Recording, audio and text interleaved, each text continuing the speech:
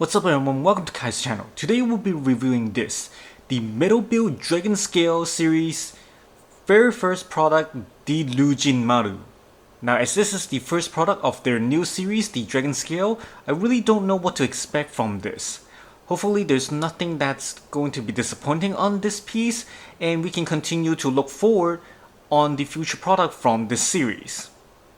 Alright, enough of that, let's get started. So coming right out of the box is the first layer. Now the first layer, you can see there's only the weapons, effects, and the different kind of hands that you can change into, and nothing else. And that's it. And here is the second layer. As you can see, it's just the base of the display stand, and that's it. And last but not least is the main body itself. As you can see, this is huge, so let's take this out and check it out.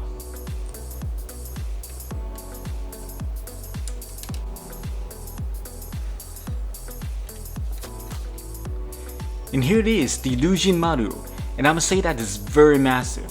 Now the height of this is actually 20 centimeters tall, and to give you a more clear picture on how big it is, and here we have it's the Robot Tamashi, the 30th anniversary edition, and you can see just how big of a difference there is.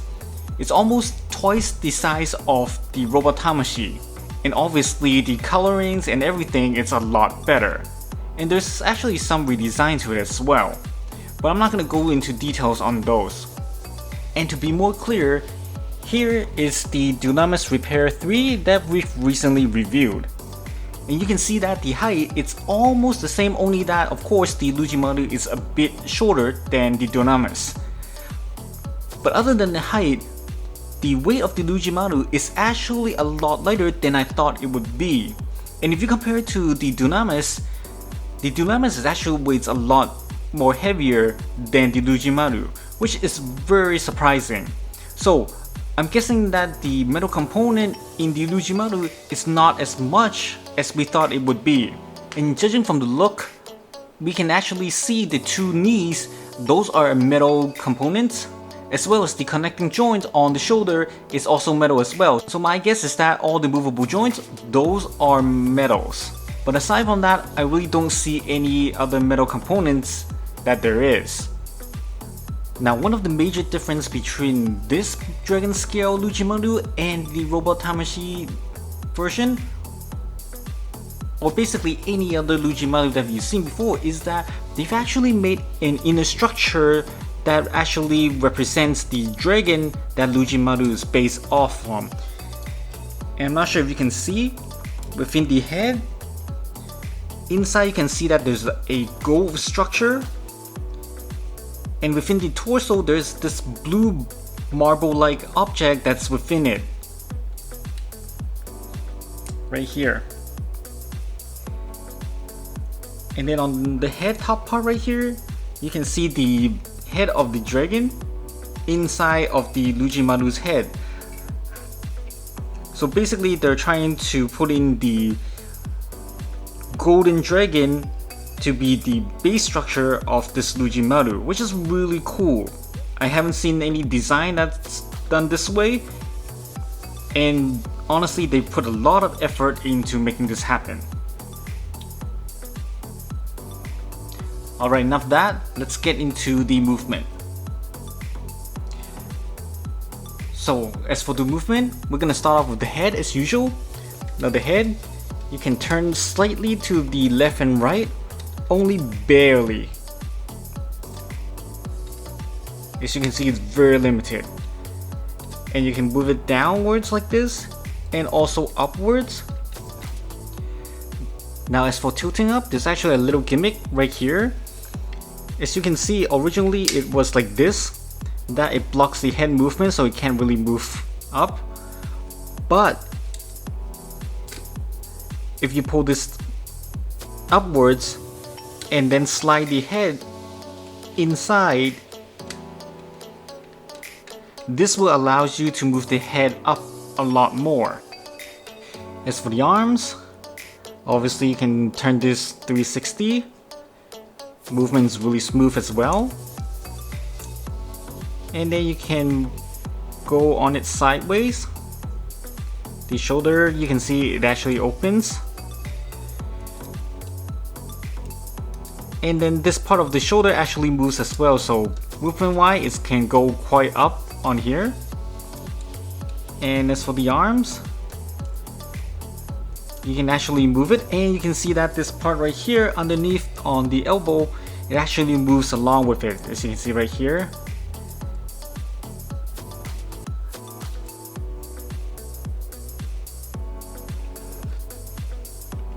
Actually, if you notice it, this part on the back of the arms as well as the elbow part, they all move as I move the elbow.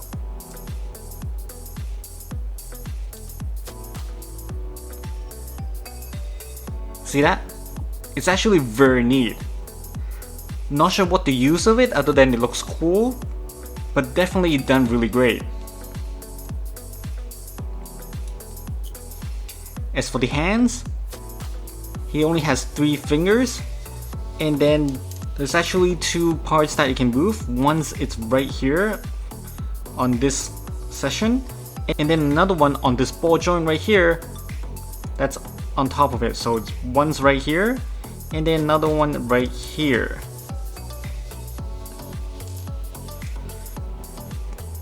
Now this last one right here near the fingertip, that one is just for decoration. It doesn't move, so don't try to move it, otherwise you're gonna break it. And the same can go for all the other 2.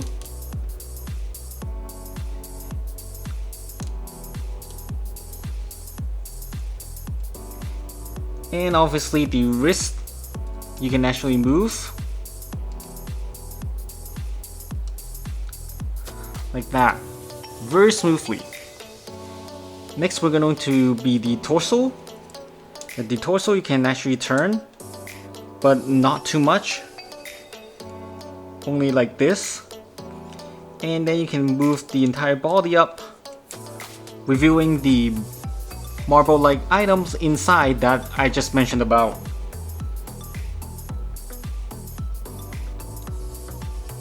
And it doesn't seem to be able to remove it, so it's stuck like that. As for the thigh, right here, you can actually move it like this. You can move this all the way back up here, as well as all the way to the front. But just be careful on the shoulder part right here, near the chest. This one actually bumps into it, so might have to lower it before you turn. Okay. And then as for the knee, you can see that this whole entire thing is metal right here on this section. And then it bends all the way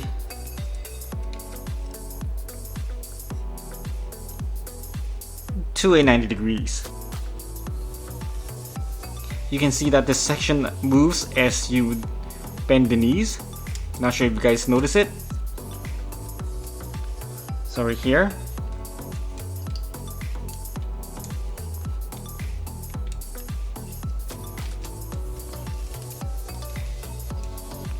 like that.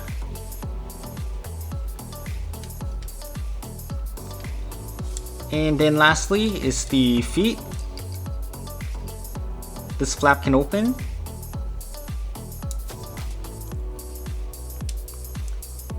And then you can point down the toe. The tip of the toe can also turn down as well. And you can adjust this part right here slightly to balance it. And that's it. Other than this remaining piece, which is the sword holder, you can actually twist left and right, obviously, because you just put it on to it. And while we're at it, we might as well go through the gimmicks as well, because there's actually hardly any. The only one that we have is, aside from the movement ones, which is, you know, the elbow as well as on the leg, it's this one right here, which is the claw on the shoulder. This part can actually flip out. Again, there's actually no function for it. Other than that, it actually moves. Maybe it allows you to see clearly on the inner arms. And this front flap,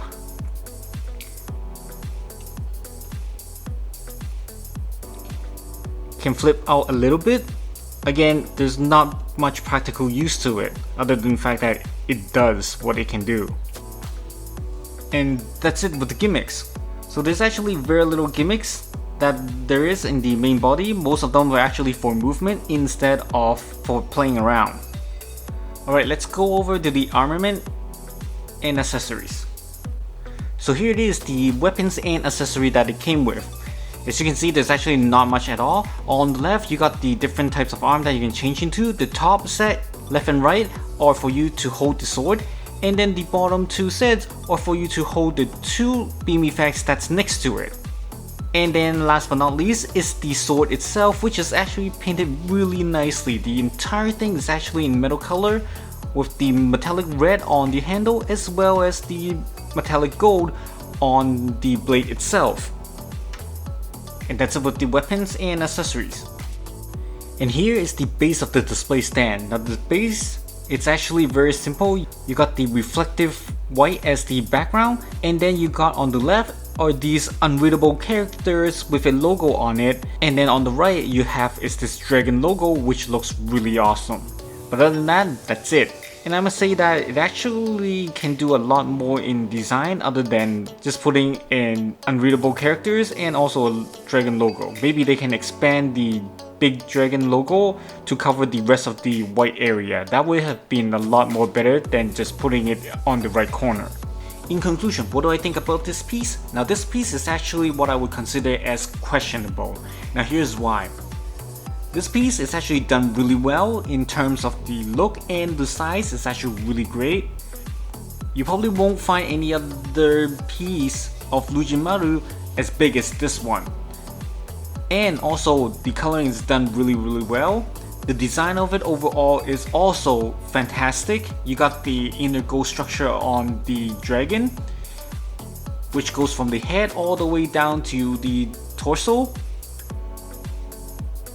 for the gold dragon, and you can see that blue marble like items inside the torso as well, and the head of the golden dragon through the transparent part on the head.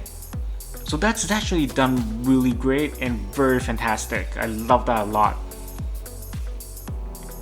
However, aside from just looking great, the weapons and also the gimmicks on it, there's actually hardly any, which is the down point on this piece, I would say, and it loses a lot of points on it because now the play value of this is actually nearly to none.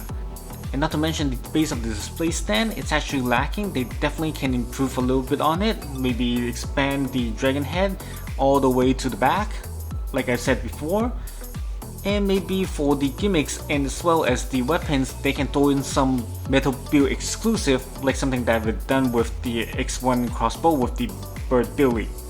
But that's not the main reason why I said it's questionable. The main reason it's going to be is the cost of this. The cost of this is actually 22,000 yen, and it's actually quite unreasonable considering that we hardly has any weapons and gimmicks onto it other than it's big and it looks nice. And of course it actually moves quite well with all the different parts that it can move.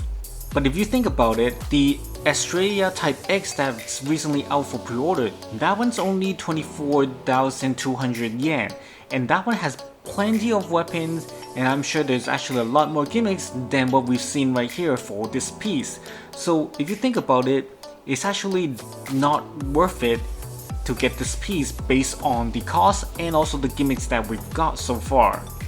So to sum it up, I would only recommend this piece for those of you who's actually a big fan of the Wataru series because of the size and it looks great for displaying. But for other users like myself are light collectors and also would focus more on the play value, then I definitely won't recommend it for you guys. So with that, I'll give this piece a 3 out of 5.